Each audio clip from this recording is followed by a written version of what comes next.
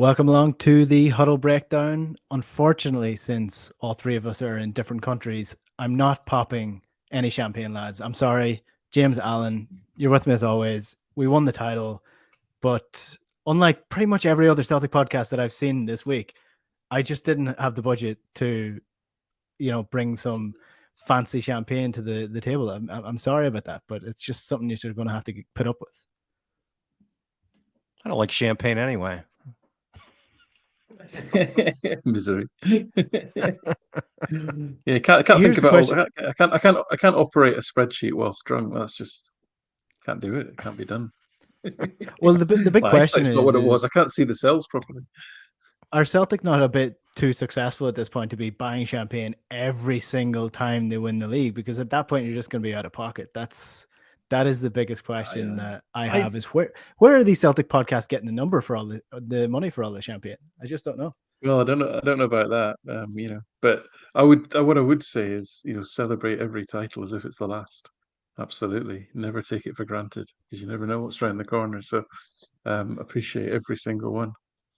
Well, you know what? It's funny that you mentioned that because when people talk to me and people ask me about supporting Celtic, one of the main questions I get from the most part is, do you not get sick of winning? Are you not fed up of Celtic completely dominating the league?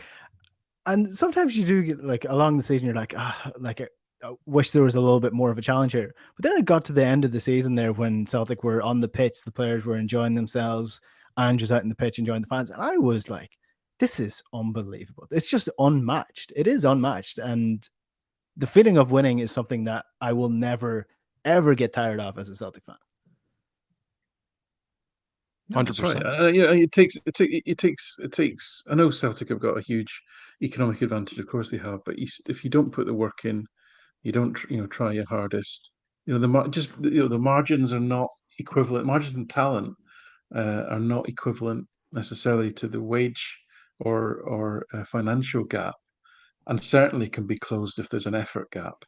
So if you're not willing to put the yards in, we've all played football, right? We all know this, right? If you're not at it, a much less talented team, talent includes effort and commitment, etc.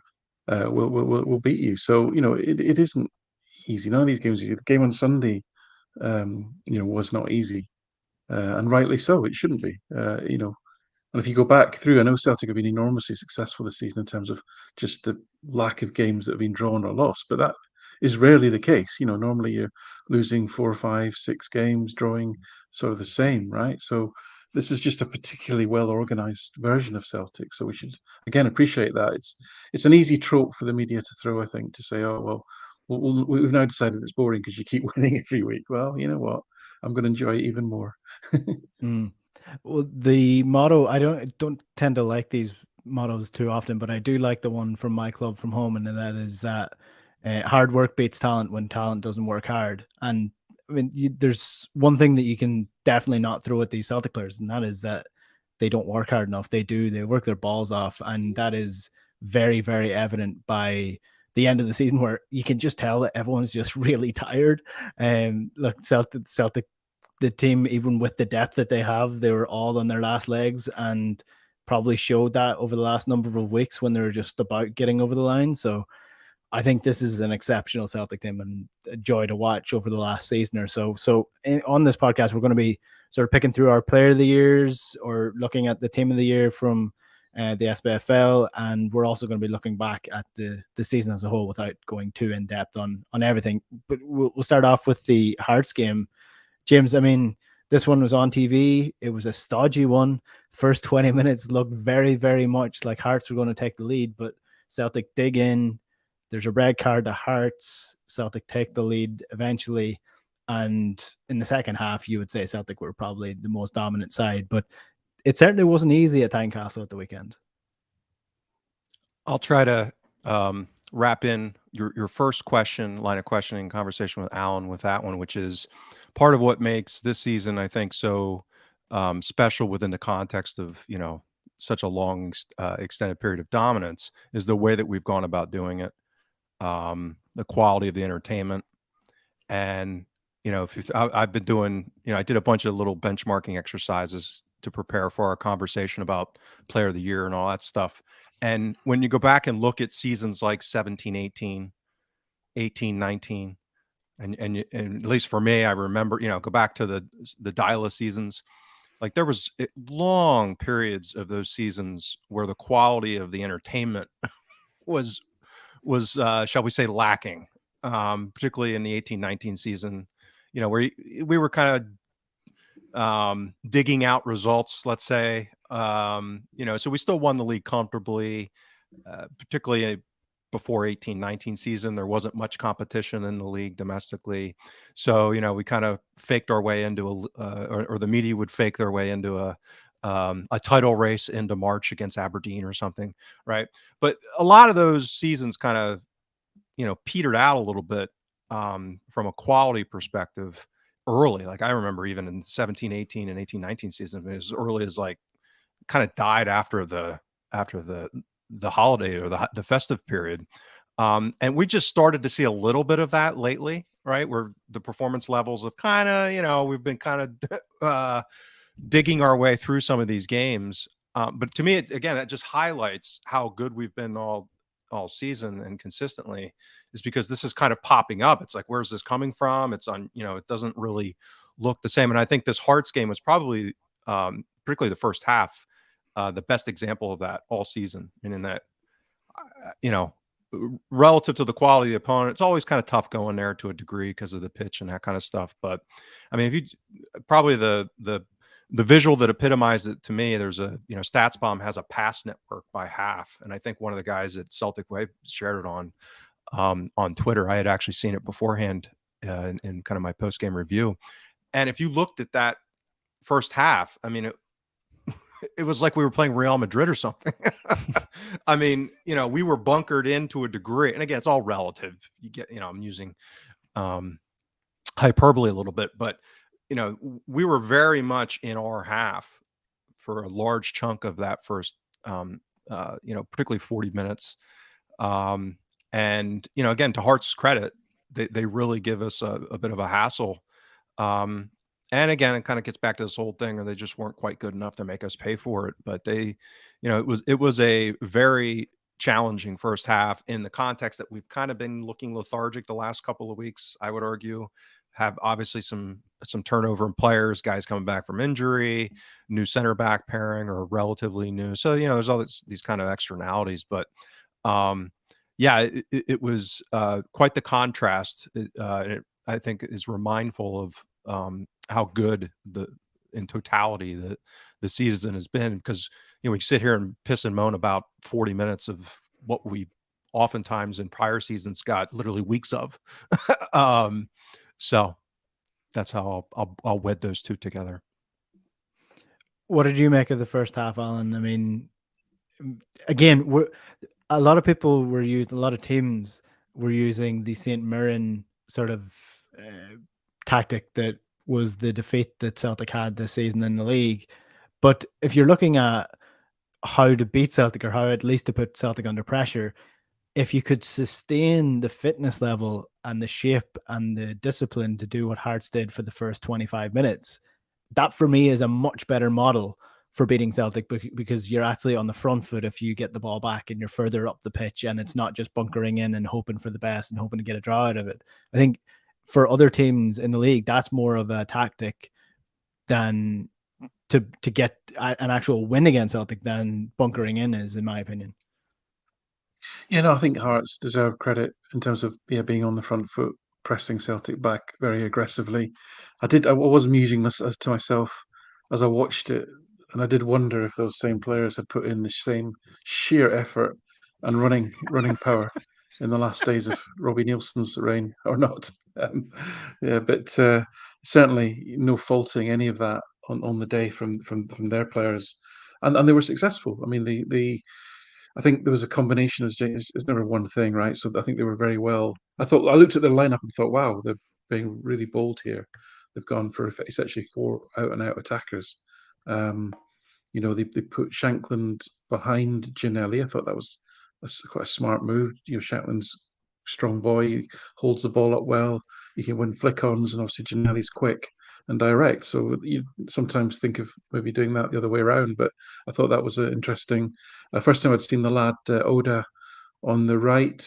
He had a fascinating half because off the ball, he was tremendous. I mean, he was closing down, his work rate, his tackling back, his aggression was factually fantastic. The problem for him started the minute he got the ball. I don't think he once. I think I'm sure he did complete a pass, but not many. And this is really one of the themes of the season, is that teams have come up with different and sometimes effective for a period strategies of restricting Celtic's fluidity by sometimes either sitting deep on it, but in this case by pressing high. But the challenge always is when they get the ball, what do they do with it? And the Hearts, unfortunately, again on the ball, just were very, very poor. I mean, yes, they had the majority of shots in the first half, but they were nearly all from either corners or set pieces, long throws or corners, or if there were shots, they were from well outside the box. And they just didn't look like they were going to carve Celtic a chance to, like the goals that Celtic scored, where you've got a striker finishing a shot from inside the 6-yard box. They didn't look like creating that kind of chance.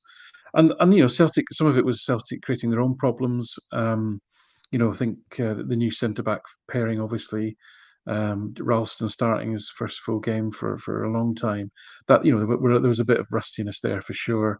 I mean, Kobayashi had a phenomenal amount of the ball, and yes, a few of his passes went astray, but he generally marshalled Shanklin pretty well, actually. There was no real sort of howlers or rickets there. He had a few shaky passes for sure, but yeah, I think a lot of the players did. There's a lot of turnovers that Hearts forced in that first half. And you can say, well, yeah, and then the sending off obviously sort of changed the game. But again, if you think about that first half, Hearts were actually pushed up surprisingly high. Now, a lot of teams don't do that against Celtic, and they were very brave, I would say, in that regard.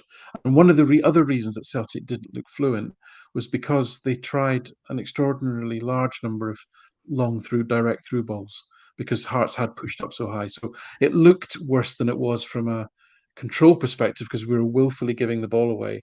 And not willfully, obviously, we're trying to connect with Kyogo or Maeda or whoever running in behind, but we tried an awful lot more direct over the top balls than what Celtic would normally do in a normal game by design. And guess what?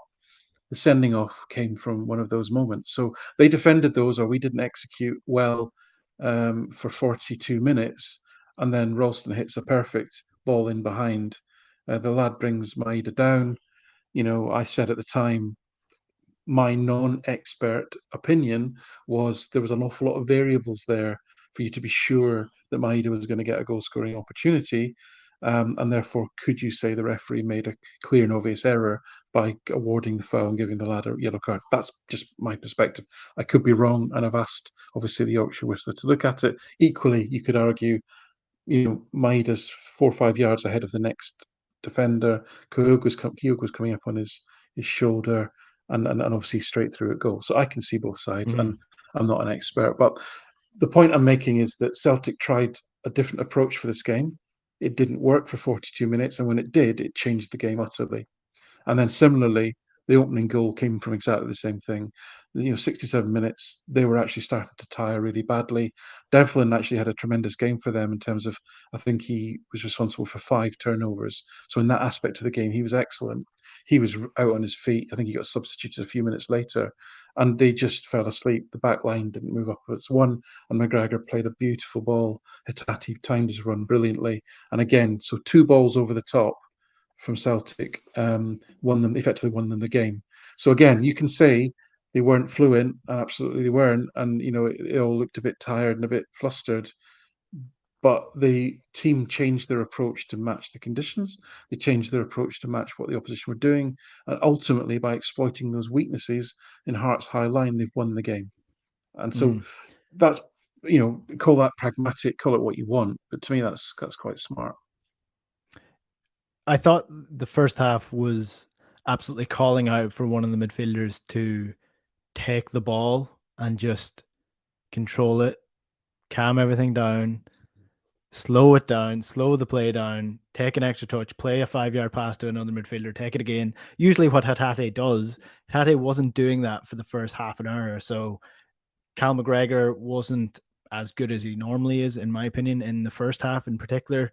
And Matt O'Reilly was snubbed out. Now, that's not all down to them having bad games. It's also down to the way that Hearts played and compressed the space and made it difficult for them to do that. But I thought in the second half, when Hatate actually did do that, when he got on the ball, when he started to take control of the game as he does and has done across the season, that's when Celtic started to really open up Hearts. And again, when Aaron Moy came on, I thought he did an excellent job once again of that weird run that doesn't really make sense for a player of his stature and his pace and ability, is that running behind the defense. He did that a couple of times, and Celtic got in behind a couple of times. And yeah, I think that's an important thing that Celtic are going to need to do. And what any manager at Celtic is going to need to do is, no matter how hard and fast their plans are, they need to be able to adjust and think for themselves on the pitch as well, because teams are going to try beat them in different ways. Even if it's just in the league, there's going to be teams bunkered in, there's going to be teams pressing high, and then in the Champions League, it's a completely different story altogether. So I think, take the Real Madrid example against Manchester City, two completely different teams, one coached to high heaven, the other coached but allowing the players to think and act and react to the situation that they're in. And I think it's good that Celtic have a balance between that. They're very well coached. They've got a good structure, good formation, but the players also are able to express themselves within that structure. And I think that's kind of what we've spoken about across the season, is how the players, not to get obsessed with structures and formations and things like that, that the players give the players a structure and allow them to express themselves within that structure. And that's how Celtic are probably going to go on and have success. So yeah, I thought it was good that Celtic were able to do that in this game. On the red card, I think it's one of those ones, it looks soft. It really does look soft, but by the rules of the game, the example I use for that to explain it is that if that's in the penalty box, it's a penalty, but it's probably not a red card, because he's making a genuine attempt to go for the ball, and you can't get a double whammy of goal scoring opportunity and a penalty and a red card. So it probably would have been a yellow card because he was genuinely going for the ball. Did he stop a goal scoring opportunity? Probably. Celtic had Maeda going onto the ball, Kyogo running through the middle, Jota coming out the back post. I think he's stopping a goal scoring opportunity. So I think it was a red card. Whether or not Sky Sports want to say it's ruining the game or not is a different story altogether. That's their prerogative. But I guess before we move on to the end of the season and the player of the season and who we thought were stands out players throughout the season, James, anything you want to add on the Hearts game before we move on? Sorry, James. Go ahead, just before Alan. sorry to interrupt. No, sorry. I was a bit disappointed. Enda there, before he got into the penalty debate, was starting to talk about positionalist versus relationist football, and I thought we were going to go down that path. I'm just really disappointed that we're not going to have a positionist versus relationist discussion. That would be fantastic. I know you love that stuff, Enda. I adore it. I adore it. Sorry, private joke. No, that's okay. That was worth it. The only other thing I'll add is, again, if you kind of look at who we had playing in the back five, again, to Hart's credit, they're probably not the most press resistant group. So as much as I love Ralston and have been a very complimentary of him in his time under Ange, probably not his strength. He's better in defending and in getting forward than he is kind of building out from the back. Starfelt, yes, he's on the right now, but he's still Starfelt. Hart's still Hart. Taylor, for the most part, does an okay job, but again, can be a little dicey at times.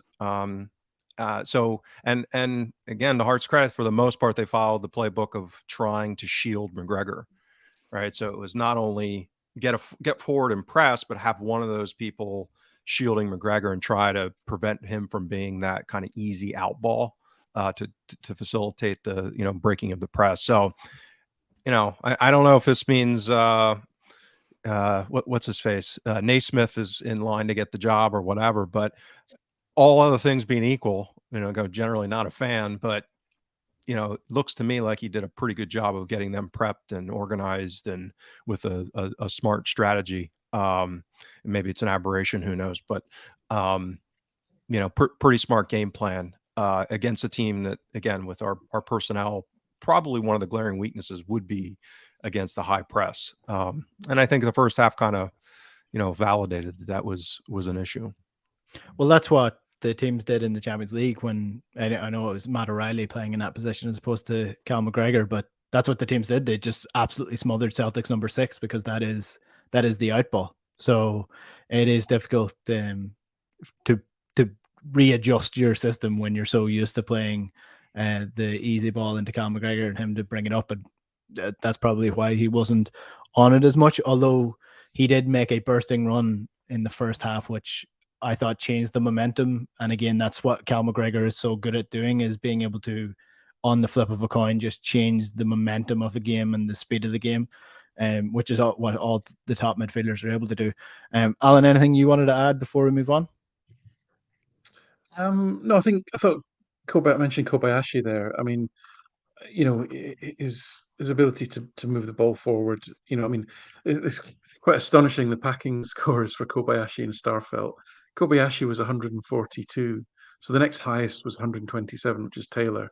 Starfelt was -3 because he virtually never progressed the ball forward, and he did have one turnover. It wasn't too impactful. I thought Starfelt had a fine game as a defender, but he virtually never gave Celtic an opportunity to move the ball. Whereas I thought Kobayashi, for a young player and for someone who's again, context at Tynecastle, it's not an easy place. Hearts had the tails up. He gave the ball away a few times early in the first half. I thought he never let that get to him, and he got stronger and stronger as the game went on. And I think he was up against an intelligent player in Shankland. Shankland, I think, essentially sacrificed himself really because he was covering McGregor a lot of the game. And Shankland offered nothing in an attacking sense because he exerted a lot of energy in trying to engage the Celtic centre halves and then trying to cover balls into Callum McGregor. So I thought Shankland did a good job. But back to Kobayashi, I think he handled Shankland as well as anyone. And I thought he was a standout as far as progressive ball carrying. And it was noticeable. We've talked about this a few times. It was noticeable the pace he was pinging the ball about at. He absolutely banged it in at people, which I think is the sign of someone who is generally a good player. He expects to be playing with good players. So he was my kind of man of the match really, but which others may think differently. But I thought he did pretty well after a slightly sticky start. Yeah, and just to put some proportionality on that, because I have an easy way to look this up. He had 57 first half passes, and Starfelt had 27. So again, he was on the ball a lot more, and that's a good thing, probably. Yeah, he looks like a beautiful stallion out in the pitch. He's very graceful. Don't tell Liam. Don't tell Liam. Don't tell Liam. He's jealous. He's left-footed centre back, left-sided centre back. Yeah, that's a good. Yeah. Right, we'll move on to the end of year awards. Not that we actually get a say in who gets it. I think the voting is now closed on the Celtic website, as far as I know. Got my votes in for sure. I missed it. So that's why I'm a little bit bitter. But the nominees are as follows: Player of the Year awards. So Cal McGregor, Cameron Carter-Vickers, Jota, Rio Hatate, Greg Taylor, Kyogo, and Maida. And then Young Player of the Year awards are Matt O'Reilly, Lee Labada, Haksabanovic, and Alexander Bernabe. So pretty extensive list there. Is there anybody that isn't nominated that should be nominated there, do you think? No,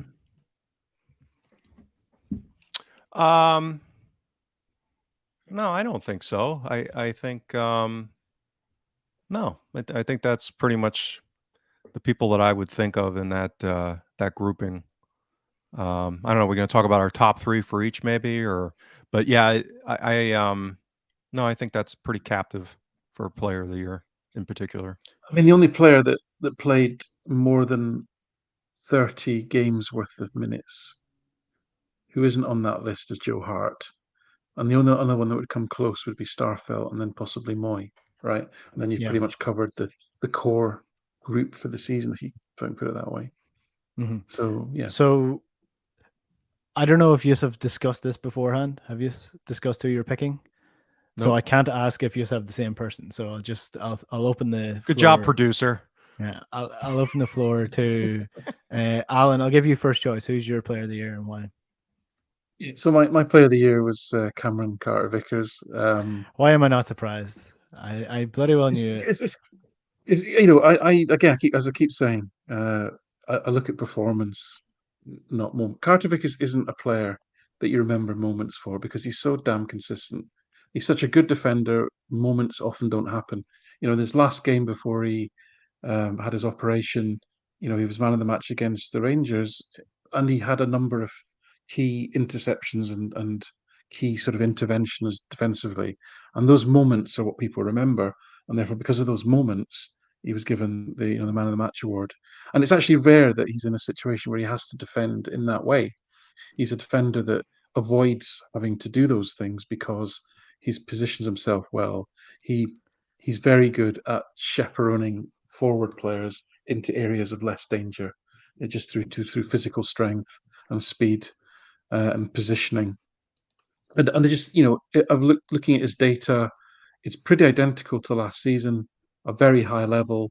Arguably, he is up. Well, not arguably, he is up there with the best Celtic centre halves of all the time I've collected data, and I'm including one season of a much younger Virgil van Dijk. Then it was a season of Virgil van Dijk when he was probably about the same age as Carter-Vickers is now. That's 23, 22, 23, 24, whatever it is. So I love his consistency. I love his lack of drama in his defending. I love his positioning. I love his strength, how he avoids trouble and avoids danger, and therefore you don't get smashing tackles. You don't get the clearances off the line. You don't get all those things because he's so well organized and declutters and simplifies the game, which I also like. So yeah, and as I say, there's a little bit of he didn't get it last year, so and he's been as consistent, and he's been as consistent despite not having to do as much defending. So he hasn't had as much work this year, to be fair, because teams nearly always attack Celtic's left-hand side, such that he's averaging around 5 defensive actions less per 90 minutes than he was last season, simply because teams are targeting Starfelt and Taylor more. Now, some of that's about the weaknesses that we've talked about, but also some of it's about, well, there's no point punting the ball at Carter-Vickers because he'll probably win it. So why would you do that sort of thing? So keep the ball away from him. We've got more of a chance. So yeah, long story short, Cameron Carter-Vickers consistent, but consistent to a very high standard. Pretty difficult to answer this question, but given that he matches up with Van Dijk and his data at Celtic, no, it's different times and a different Celtic team and a different style of play. But in your opinion, do you think his ceiling is as high as Van Dijk's is, or was? I honestly don't know. My gut instinct is probably not. Actually, probably not. I think it was obvious when Van Dijk was here that his ceiling was a lot higher, to such the extent that he did make mistakes, usually because he was coasting. He looked like he was coasting, certainly. I was And going you to see say the way he a lot plays. of Van Dijk's deficiencies were between his ears. Yes, yes. Whereas Carter-Vickers looks super. Would his concentration and mental strength be as consistently on point, being under pressure week after week at a higher level? I don't know. I'm not saying it wouldn't, but it'd be very difficult for him to maintain his levels, I think. So I don't think he has quite got the ceiling of Van Dijk, to be honest. But all I can go on is the performances he's put on the park, and that's all I can go on at this stage. Yeah, I the way I would think about that is we got Van Dijk in where he was, kind of near his physical peak, maybe not quite as in shape as he should have been, but he had a lot of maturation to do. As a lot of young men do between those ages, up until they get to be kind of 25, 26. And whereas Carter-Vickers is kind of an old soul. 55, 56, actually. Right. So it's all relative, Al. Notice I stressed men, not because we tend not to mature ever. but yeah, whereas Carter Vickers strikes me as kind of an old soul. I mean, he's very mature. He's very kind of workmanlike in his mentality. And so I think the talent gap there is significant, and that's a ceiling issue, meaning that, to Van Dijk's credit, he grew into that talent. A lot of people don't. A lot of talent goes to waste because they don't mature, they don't have the commitment, they don't have the work ethic, and they don't develop it and grow into that. So I think, he might still improve some, but I think Carter Vickers is pretty close to the best he's going to get, because, and that's to his credit, because he's so, again, as an outsider, just kind of observing the way he plays and having followed him quite a while, even before he was at Celtic, because of his involvement with the U.S. men's national team. Not a lot, but still kind of in the sphere, is, I don't think he's got that ceiling from here, most likely. Yeah, I think the big difference between Carter Vickers and Van Dijk is that physicalness and even the footballing ability. I think Cameron Carter Vickers possesses the same football brain, but I'm not sure if he's blessed with the same football genes as Virgil van Dijk in terms of his ability on the ball, long passing, heading, being able to outpace pretty much every forward over 10 yards. I just don't think he has the ceiling to get that. But I mean, who knows? Who knows? But he's certainly up there with one of Celtic's best players in the last number of years. James, in terms of this year, there's plenty of comments coming in, by the way, on YouTube. Some people are saying Maeda. Some people are saying Cameron Carter Vickers. Edward says that AJ gets an honorary mention for probably the signing of the season, I would say, maybe, potentially. But who do you think is the player of the season? So this comes back to, what does this mean? And it can mean different things to different people. There's most valuable player, right? So who's contributed the most. There's best player.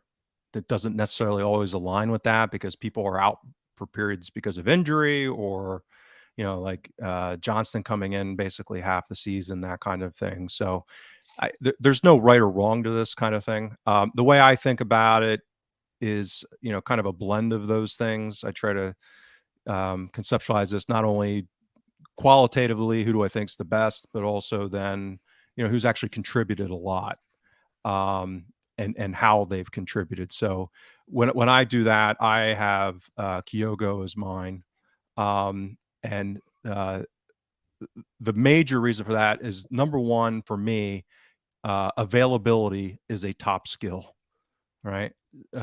So he has played a lot this season, particularly for a striker, even though he gets subbed out regularly. And again, Alan's commented on this in recent weeks when people kind of compare him with some of his statistics relative to Larson. So he pretty much gets 60, 65 minutes a game, but he's played, well over 3,000 minutes. So he's pretty much been a bedrock of this side for the whole season. And I think also it's, and this will probably get me thrown out of the stat head fraternity, but I think his role within the system is such that it doesn't get fully captured by a lot of the metrics, because he's basically he's bought into a role that we've talked about, which is not one, it's kind of like a selfless interpretation of the striker position. And it seems like he's not only accepted it, he's embraced it. I don't get any sense that he's, looking for more of the ball, or, disgruntled because he's not involved in play enough, that kind of thing. And I think there was even a stat in the game that Andy Walker talked about. He's only had 4 touches in the first half, or something like that. Like, for a player as good as he is, and I think he's, arguably right there as far as our best player from a talent perspective. The fact that his role is so limited but effective, and he scored 30 goals, and he's played this much, to me, and the other context, I think Carter Vickers is a reasonable answer as well. The reason why I kind of knock him down is I have a hard time giving player of the year to any defender, given how many goals we conceded in Europe. And that's just my bias because of, I gotta hair up my ass for us getting better in Europe. So he's fully, deserving, as is McGregor. I think Jota, one of the issues is, and HUDDLE to a degree, is they just haven't played enough for me, to play just kind of 2,000 minutes in the league, for example, and miss some time in Europe even. So again, I think playing a lot of minutes is an important part of kind of value and contributing to the team. So yep, Kyogo for me. So James, just one little point there on the European. So Carter Vickers missed Madrid away and Leipzig away. So 8 goals that Celtic conceded was when he wasn't in the team. I mean, and it was the 2 toughest away games, but probably not a coincidence. Well, Kevin14 in the comments says that there's a big difference between the best and most important. So I think that's sort of the argument there. And Christy agrees with you, James. He says that Kyogo is the guy that they all fear. So yeah, I don't have a problem with what James. Absolutely no problem at all. I mean, the metric that, and James will keep me honest here, probably more aware than I am. I don't think there's a metric for how many runs do you make off the ball and never get the ball. And had you got the ball, what would your XG have been? Because if there's a metric for that, I'd love to see it because that'd be fantastic. I suspect he'd be way out in front, right? He must get the ball 1 in 10 times he makes a great run, and probably more than that, actually, less than that. Sorry, a lower ratio than even that. So, I think to your point, I think that's what you're saying. Really, is just there's a ton of work that goes on with Kyogo, and he only occasionally gets his reward, but he does his job. And I think part of it is down to is just sort of disposition. I keep saying this again. Sorry for boring people, but I want my defenders to be pessimistic, my strikers to be optimistic, and apparently I'm told that Kyogo is exactly as you see him. He's just a smiling, happy person all the time at training every day. That's just how he is, and that's how he plays on the pitch. And I think that's a fantastic demeanor to have. He doesn't get frustrated. He doesn't get disappointed. He just keeps smiling, and that's actually I'm not being trivial here. That's a really important mindset for a striker to have, especially one who gets the ball as little as he does. Yeah, and it's interesting that you used the term selfless, James, because what it really is selfish.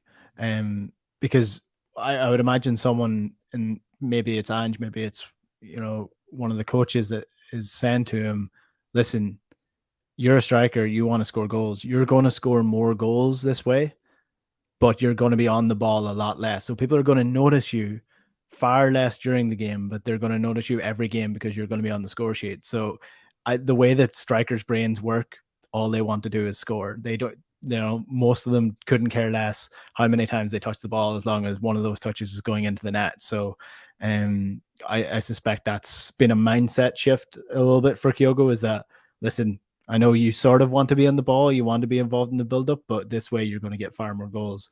And look, it's very difficult to not give Player of the Year to the player who has the most goals for Celtic, because in a season that Celtic have scored so many goals. But I guess I'll run through the names again, and I'll give a short line on all of them. I thought Cal McGregor for me is Celtic's best player overall and general consistency. But this season, I just don't know if he's fully deserving of it. Cameron Carter-Vickers, very hard not to give it to him because of how good Celtic are defensively, and he is Celtic's best defender. Jota, for me, has the highest ceiling of any Celtic player at the club, but was he consistent enough throughout the season to deserve it? Well, if you ask the people voting on the SPFL Team of the Year, he wasn't anyway, because Matic Tillman got in ahead of him. But I think Jota has been phenomenal for Celtic throughout the season. Rio Hatate, the player who got us in most trouble over the course of the season. Us? Us. Well, me, Alan. You. My fault. Yeah. Anyway, yeah, the one who actually gave all the opinions, i.e., you, James, seemed to get away scot-free. Anyway, let's not open up old wounds.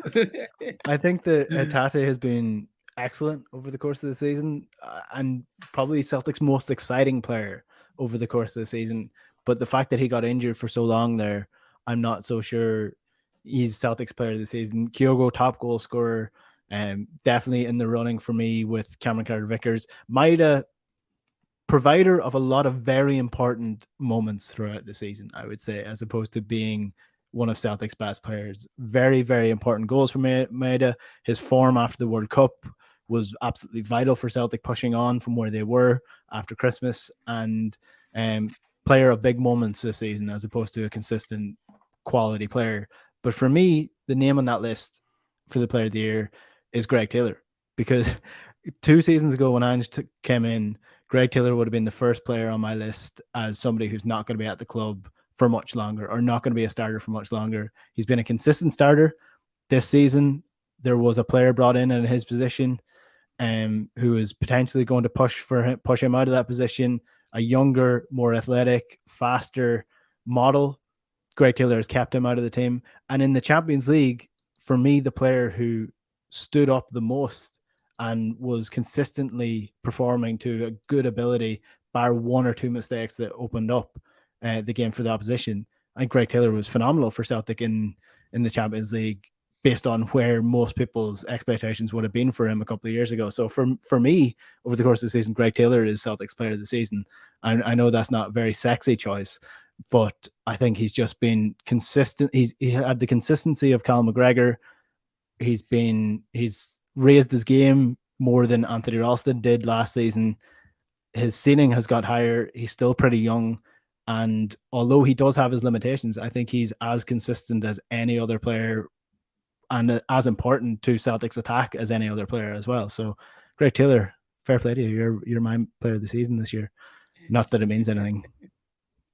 But well, it means that you're a big fan of Greg Taylor, and that there's nothing wrong with that. And that's why I said, like, there's no wrong answers here, in my view, because everyone's kind of got their own conception of what this kind of thing means. And the way I think about it is there's like an upper tier of 3 or 4 that I would argue are kind of really set apart, and then again, it's just my view. And then there's that pool of Hatate, Taylor, O'Reilly. I guess you could throw Hart in there, where Maeda, like, they've definitely made significant contributions. This is where, again, probably like Alan, like when I try to incorporate the nerd part of my brain, for example, because I don't let I never let something go if we get into the analytical warfare perspective. And so who do you think? So again, what I like to do is I like to look back at past seasons, and what's the obvious? I'll ask you, Enda, what's the obvious benchmark for a team to that we would have data for any significant amount to benchmark this season's team against? Who would it be? In terms of Celtic teams? Yeah, like if I'm going to look at the teams and the players in the team, what's the obvious season to compare against? See, I would say Brendan Rodgers' season, but I don't think it is. I think you're going back further. I think you're going to almost Neil Lennon bring back the Thunder 2012 team. Right, we wouldn't have data for but that. But if you have data on that, yeah. So let's go with the Brendan Rodgers team. The invincible Brendan Rodgers team, right? So the goal tally, the XG's actually higher this season than it was that season, at least in the league, for example, which again, you have apples to apples for the most part. So Scott Sinclair was the player of the year, obvious choice, incredible goal and assist tally. Do you remember the attacking midfielder that season that also had a huge amount of, Alan, you'll probably know it just because you're a stat geek, but Enda, who was the midfielder that put up like crazy attacking output that season? Do you remember? Stuart Armstrong, was it? Yeah. So his total scoring contribution per game, that's goals and assists, was 0.83 per game. Do you remember a narrative or a huge push to get Stuart Armstrong as player of the season? This is a guy that ended up, to be fair. well, right, probably again from stat nerds, Probably, yeah. right? So he averaged 0.57 goals per 90 minutes. And again, he played in a role that was comparable, I would say, more to Hatate. He played some kind of dropping deep, making those runs into the box, that kind of thing. And he had 0.26 assists per game. So that's just the old school stats. That's not like, nerd stats, XG and XA. His total scoring contribution, and this is using Y Scout because I don't have stats bomb that far. His XG and XA was 0.53 per game. McGregor, who kind of played, again, in a similar role that season, again, in an attacking side, it was comparable to this season's. 0.45 scoring contribution and 0.44 for his expected scoring contribution. Right. So a big outlier for Armstrong. Hatate this season, very comparable to that season for McGregor. 0.48 in scoring contribution. His expected scoring is actually 0.35. So a good bit lower. Okay. So this is the kind of crap that Alan and I look at when we say, well, when you benchmark some of these players, you know, from just purely for, this is not qualitative. This is not saying, oh, he makes beautiful passes at times and all this other stuff, which is all true, like he did in the game against Hearts, which was an amazing cutback pass for the goal. You know, you can actually measure some of this stuff. And again, Jota, although he played a significant fewer minutes, compares very favorably to that season from Sinclair. When you back out the penalties, because Sinclair had quite a number of penalties that season and played a lot more minutes than Jota did. So this is kind of benchmarking. When I look at this kind of question, like what, you know, who are we going to put in fourth as far as these kind of things? That's the statistical part of it that I'll look at and trying to offer some kind of context. And again, narratives are important, and they certainly drive a lot of this, particularly from, you know, kind of a standard fan perspective. But I would argue, and Alan wrote a piece, one of the first ones I ever read on his site, about Ncham's 17-18 season, which he played about the same amount of minutes as Hatate did this season, and I would argue had a better season. There was no talk about Olivier Ncham being player of the season that year, anything consequential. So that, again, speaks to narrative and how important that is in a lot of these things, because things get their own momentum, and, you know, certain players have certain narratives assigned to them, and, you know, that's how these things work. Do you have the numbers in front of you for this, or have you for what planned that for the comparable to the Invincible team? Oh yeah, I have all that right in front of me. So how does Greg Taylor compare to Kieran Tierney that season? Oh, I didn't have, well, yeah. So again, from a player position perspective, I would think that would be unfair to Taylor, actually, because Taylor's played a very specific role in a very specific system, whereas Tierney was an overlapping attacking fullback. Yeah. So Tierney's kind of attacking stats are going to, I don't have those right in front of me specifically from the team level and kind of the player of the year relevant people. I looked at some stuff. I don't consider Taylor in that group. That's why I didn't look at it. No offense, Enda. But that kind of, you know, comparison would not be fair to Taylor, because his role is very different. He's more of a midfielder almost, in many respects, almost like a you know, part of that double pivot as they swap back and forth with McGregor in a lot of ways. But yeah, as far as like XG, and that's the other, you know, crazy part of this season relative to that Invincible side. Obviously the league relative to a more, you know, juiced up Rangers financially, you know, we had higher XG, not a lot higher so far, non-penalty. And again, this is using Y Scout's model. But the XG conceded is 25% lower this season than that that season. So 0.82 versus 0.62. So that's just really, again, that speaks to the level of dominance that we've had in squelching out opposition's ability to really do anything in counterattack or, you know, getting out of their own half. Very different sides as well in terms of how they control the game and how they went about it. But Alan, I mean, this Celtic team are very close to breaking the goal scoring record of that team, which is pretty much, you know, it's an exceptional thing to do. How do you compare the two sides? I mean, yeah, it's a team that I think, you know, a lot of players in there that you're fond of. I think, did Patrick Roberts play in that season? I'm pretty sure he did. Yeah. Obviously, yeah, sure. Second half, I think he was more prominent. Yep. Yeah. Dembele obviously played, and Sinclair, which is quite a sort of devastating. With James Forrest as well, obviously, a devastating front three.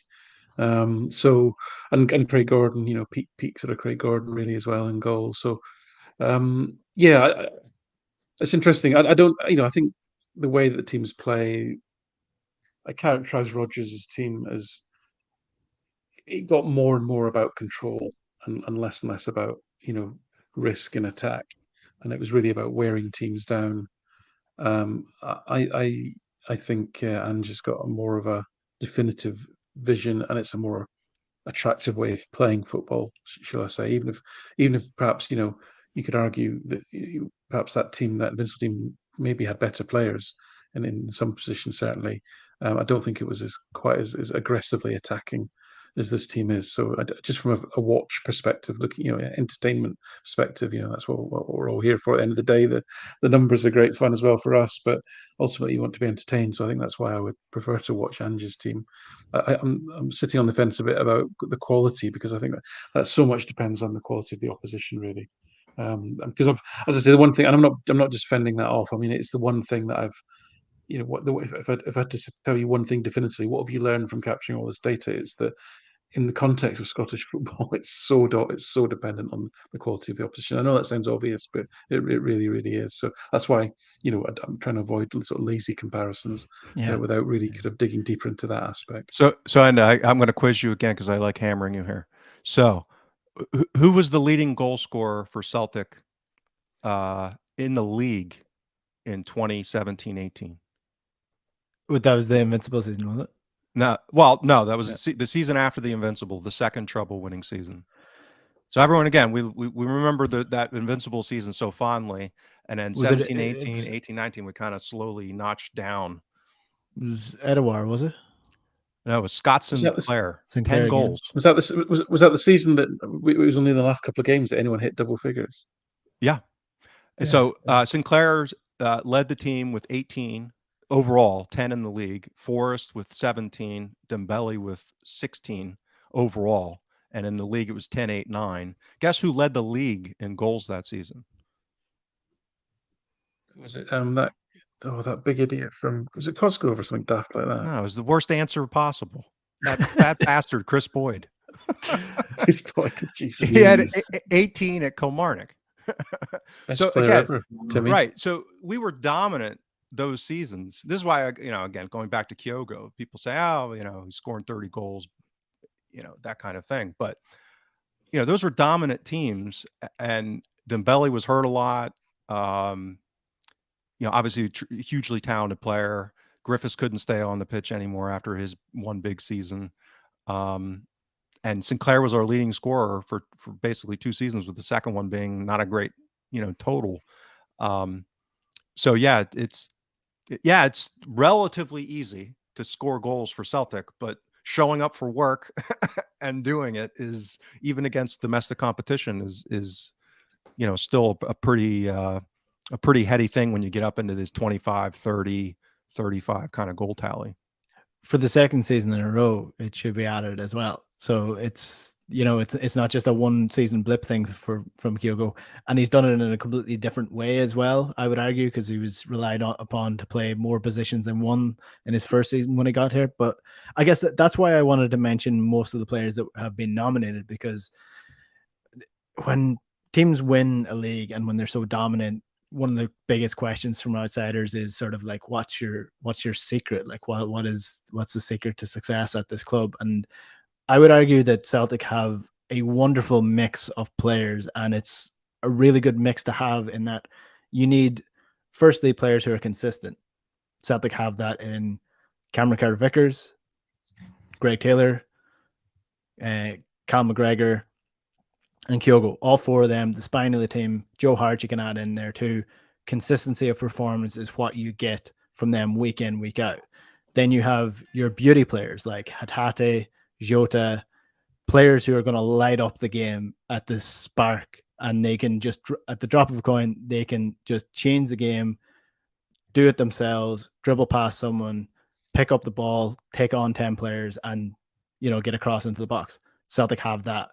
And then they have the moments players who are important players throughout the season, like Maeda, as I mentioned, like for example, who came into the club, like Johnson, who came into the club. They're moments players who have had very important moments throughout the season. You might not notice them for 10 games. They play an important role throughout the game. So they're water carriers for most of it that you don't notice. And then when you really need them, they're the ones that provide the moments. Rawson got a couple of goals last season. He was a moments player. Maeda was a moments player this year. Johnston against Rangers when he came in for his first ever game, that was a big moment. That was a big player to come in and do those things. So it's a brilliant mix of players that Celtic have. And the thing that links them all together, which is the most important thing and what we've spoken about, is hard work. Every single one of them works hard. Look at the other side of Glasgow as the example. Alfredo Morelos is out the door because he's gained 4 stone over the last couple of years and he's won nothing. That's what you don't get with any of these Celtic players. You can't say that any of them down toys at any stage of the season. And if they did at any point or complained or whined or moaned, one of them is off playing in MLS right now. So that's what happens when you set yourself standards that Ange have set. If you don't withhold those standards, then you're out the door. And I think that's a very important aspect of it that Ange knits together nicely. Well said. Before we wrap up, can I just make, because again, because we're an analytics centric podcast, I have to point out the one just horrible, if you take it from a stats perspective, there's one egregious. Are you going to hammer me here? No, it's not. It has nothing to do with you here. Okay, it's the I guess it's the players' team of the season that the league put out. Is that what it is? Is that by the players? The one that was put out? It was the SPF. I thought it was the players' FPFA team. Yeah, right. Yes. So it was. So that's voted for by the players. So that's right. I mean, PFA Scotland. That's the most important because that's the actual players on the pitch. Right. Well, I would. We could have a different conversation on that, but is the one that's egregious? And again, this is going to sound bad coming from me, but Joe Hart getting that over Kel Roos from Aberdeen, from an analytics perspective, is an abomination. So Roos has, from an advanced metrics, saved almost 10 goals for Aberdeen this season from his shot stopping alone. He's actually pretty much the only keeper in the league that has any positive shot stopping, that material shot stopping. The flip side of that is Alan McGregor has thrown the ball into that 8 times on a net basis for Rangers, right? Which has been a big swing in the title race. So Roos is a material element to them being in a spot for a European place. And I'm not taking anything away from Hart. Hart's had, a very good season. He's been solid, resolute, all that stuff. He basically saved what he should, which again is offering value, particularly in the context of Scottish football, where most of the keepers don't even do that. So he's basically been number 2 after Roos, but the gap between him and Roos is like crazy. And given that for Aberdeen having a good shot now at the Europa League, which is a huge deal for them financially, I just wanted to mention that because, again, within the context of an analytics podcast, to me, that's out of all these awards, all of this stuff, like that's the one that I could even make an argument or a case, including people from other teams. You get that, as far as Duke and even Van Veen, who both had really good seasons for their teams. But is it, you can't have all Celtic players. You can't, realistically. So I think I'd rather see Jota in there. I think he's much more, warranting of it than Hart is, mostly because Roos, it's a complete ripoff that he's not the keeper from an analytics perspective. So I guess I completely 100% agree with you, James. All I would say is on that basis, using stats, it would be almost impossible for Joe Hart to ever win that because there's right. about a third of the games he doesn't make a save. So to get enough saves over value would just take him like 1,000 games for Celtic. So and that's fine. I wouldn't expect a Celtic goalkeeper, unless they're a struggling team or relatively poor Celtic team, to have the goalkeeper as player of the year. Roos is, I'm completely agreeing with you. I'm just saying it would be, I don't think Hart has performed. When you say that, Roos has saved 10 goals over average and Hart hasn't, yeah, I don't think that's a fair I wouldn't frame it that way because I don't think that's fair on Hart. But I would agree that Roos is deserving of winning it because of the value he's added to his team over and above for sure. And then, like you say, the other thing again by stats. So this is stats bomb. This is not me. But again, if you do a compare of Tillman and Jota, then it's no contest really. You would pick Jota every time. So yeah. Otherwise, it all kind of seemed to make sense. Yeah, on the Hart thing, I think most people will, on face value, look at the fact that Celtic have conceded 25 goals this season and Aberdeen have conceded 53. But then you have to put that into perspective that 3 out of the 4 Team of the Year players in defence are Celtic players, and the fourth at right back would be there as well if he played a full season. So Hart's how much do you put down to Hart? Well, Hart's faced less than 2 shots a game. I mean, to Alan's point, I mean, impossible for him. Yeah, right. Impossible. I mean, Celtic keepers basically and that's stand fine. there and That's don't do so. much. Right. Yeah, no problem. One final point before we finish up, and that's on Ange Postecoglou, because I mean, you can't talk about the season without mentioning him. We were all told that the second season is going to be even better, and on at least on a points per game, a goals per game, a goals conceded per game basis, it did get much better. The squad is deeper. Alan, he was quite emotional after the game in his interview. Now, a lot of people are reading into that and saying, oh, well, he's gone. I think if you look at when the emotions started to break through, it was when he was talking about his kids and how much they've sacrificed in order for him to, do this. So I would say it's not that. But I guess, as much as we want to heap praise on the players, a lot of this does come down to the man in charge as well. Yeah. So, it was a great interview. I mean, I think we all understand Ange to be somebody who is, I hate to use this modern term of authentic. It sounds so crap, but I think everyone understands what I mean when I say that.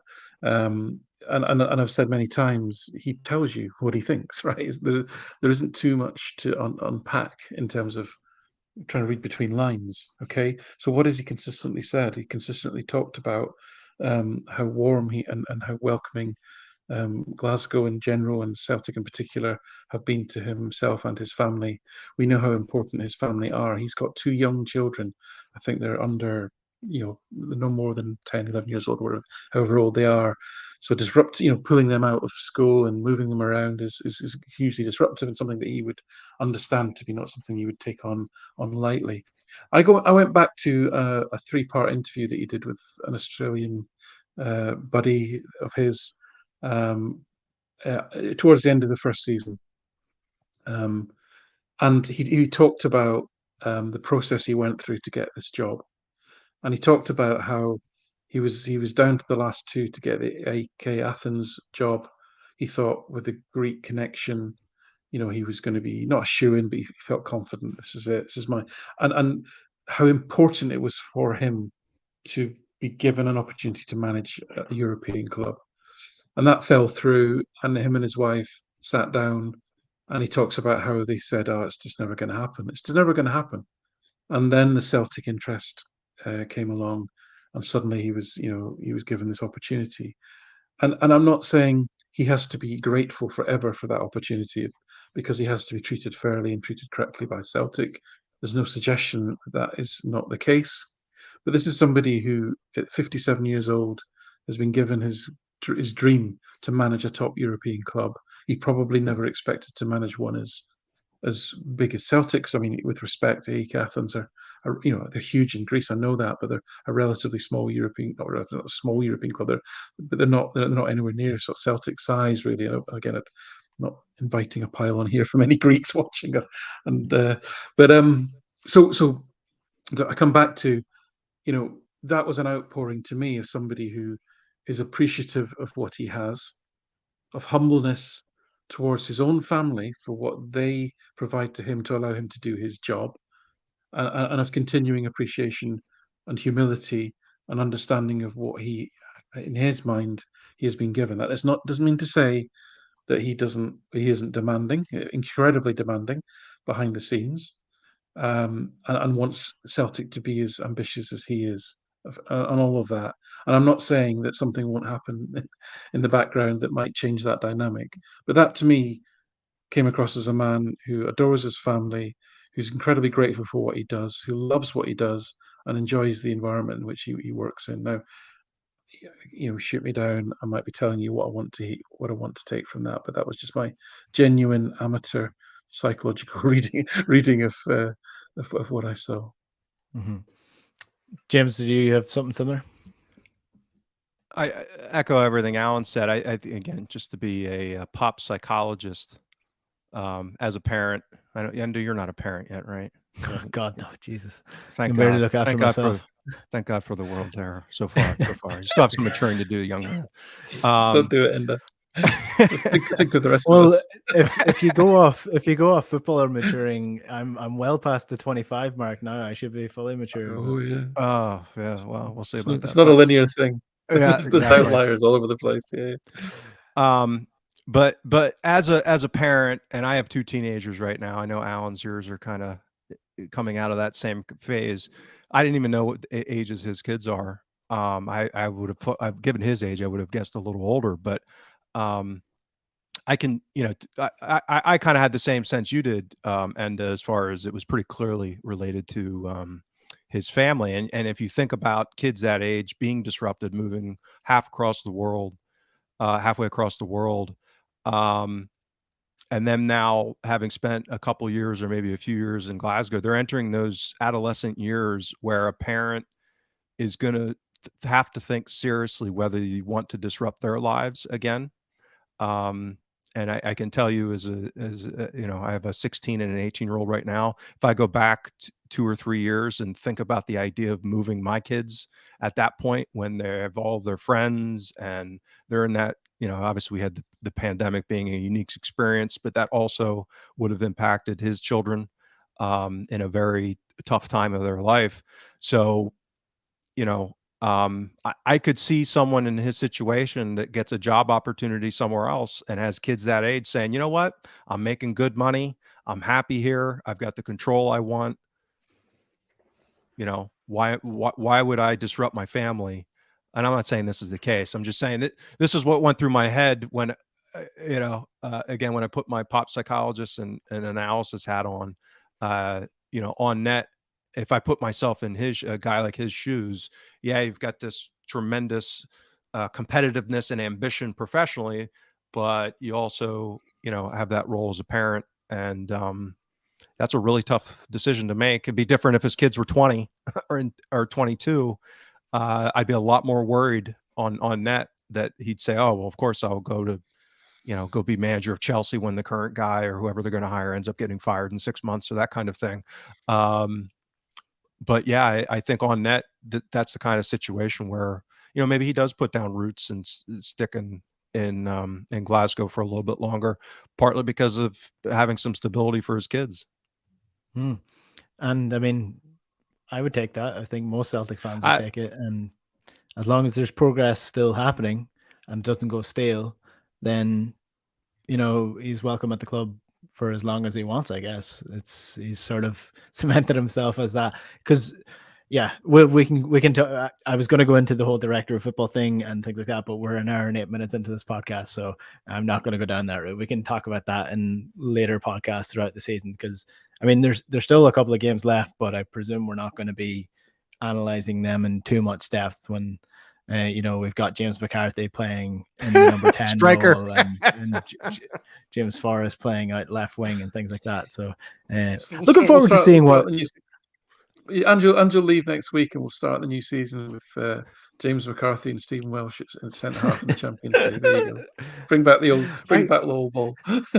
See, the thing that most people outside of Scottish football don't realize is that the domination tends to only go for about 3 to 4 years, and then you have to start from scratch altogether because it just everyone runs down their contract to about 6 months, and players end up getting old, and French players get annoyed at the situation and down tools. And yes, I'm being a little bit xenophobic there to the French players, but I mean, when the when when the evidence is there, I can point towards it. But look, that's on that note. Before I get sued, I will end the show here, guys. Thanks very much as always, and thanks to everybody who watched and listened on YouTube on the live stream. Keep the comments coming. We'll try to get back to as many as we can, and make sure to like the video as well, so more people can see them. And if you're new to the channel, hit the subscribe button as well. We're usually live relatively, consistently throughout the. You were on time today, It's usually a week. It's usually a weekday, isn't it? Yeah. Dragged myself the 2 yards it took from my couch, which is now behind me, to the chair that I'm sitting in front of. So, it's been a wild ride this season. I can't remember most of the season because of the World Cup, but I know that I enjoyed it. So, I hope everyone else did, and we'll be continuing the show until the end of the season as well. So be sure to tune in. If you want to get this podcast, it's on iTunes, Spotify, wherever you get your podcasts. James Allen, thanks again. All right, guys. Okay, guys. I'll go pop the champagne now. Good luck.